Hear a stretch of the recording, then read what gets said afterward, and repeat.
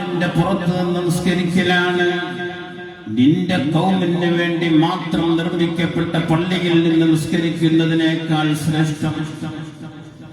ആ പള്ളിയിൽ നിന്ന് നിസ്കരിക്കലാണ് എന്റെ ഈ പള്ളിയിൽ നിന്ന് നിസ്കരിക്കുന്നതിനേക്കാൾ ശ്രേഷ്ഠമെന്ന് ഹബീബായ മുത്തുനബി പഠിപ്പിക്കുമ്പോൾ ആരോ ഉണ്ടാക്കിയ നിയമങ്ങളാണിത്. രണ്ട് ഇംഗ്ലീഷ് അക്ഷരങ്ങൾ മറ്റുള്ളവരെ മുമ്പിൽ ധൈര്യമായി പറയാമെന്ന് വിചാരിച്ച് ദീൻ പറയരുത്.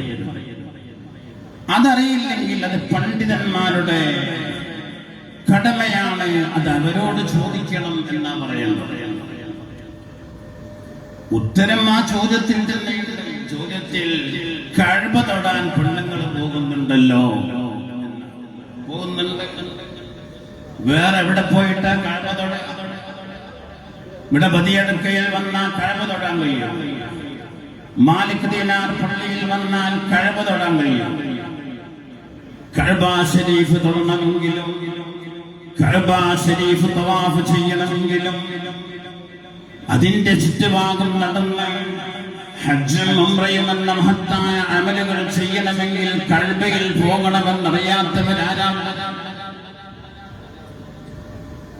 അതെല്ലാം അറിയാവുന്നതായിട്ടും എന്തിനാണ് ആരോ നിർമ്മിക്കപ്പെട്ട നിയമമെന്ന് പറയേണ്ടത്? അല്ലാഹു നമുക്ക് നാഫിയായ ഇൽമിനെ ഏറ്റിത്തരുമാറാവട്ടെ. ഈ ഇൽമുണ്ടാകുമ്പോഴാണ് ദീനിന്റെ കാര്യങ്ങൾ പറയപ്പെടണമെങ്കിൽ അവന് ഇൽമുണ്ടാവണം. ജാഹിലീങ്ങൾ അത് പറയാൻ പാടില്ല, അത് പണ്ഡിതന്മാർക്ക് വിട്ടുകൊടുക്കണം. മഹത്തായ സമസ്ത കേരള ജമിയത്തുൽ ഉലമായുടെ പൂർവകാല പണ്ഡിതന്മാരടക്കം നമ്മുടെ ആലിക്കുട്ടി ഉസ്താദിന്റെ മുൻകാലത്തിലുള്ള ഒരു പ്രഭാഷണം തന്നെയുണ്ട്. സുപ്രീം കോടതി പറഞ്ഞാലും ഞങ്ങളുടെ സ്ത്രീകൾക്ക് ഞങ്ങളുടെ പള്ളികൾ തുറന്നു കൊടുക്കില്ല.